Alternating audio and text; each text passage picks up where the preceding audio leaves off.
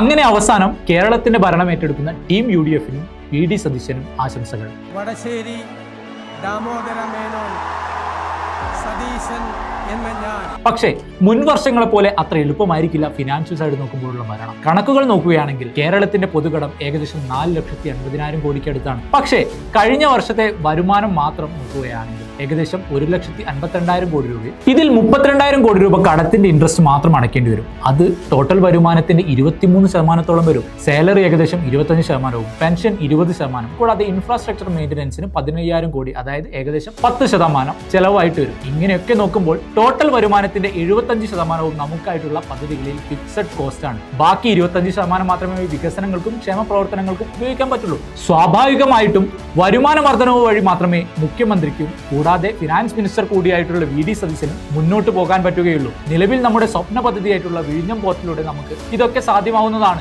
അപ്പോൾ പോലെങ്കിലും പ്രകടന പത്രികയിൽ പറഞ്ഞിട്ടുള്ള വാഗ്ദാനങ്ങളിൽ ഒന്നായിട്ടുള്ള KSRTCയിലെ സ്ത്രീ സൗജന്യ യാത്ര, പെൻഷൻ വർധനവ് തുടങ്ങിയ പ്രകടന പത്രികയിലെ 5 ഓഫറുകളിൽ 4 എണ്ണത്തിനെയും വരുമാന വർധനവിന് സഹായിക്കുന്നില്ല. കൂടാതെ ചെലവ് കൂടാൻ സാധ്യതയുള്ള പദ്ധതി കൂടിയാണ് ഇത്.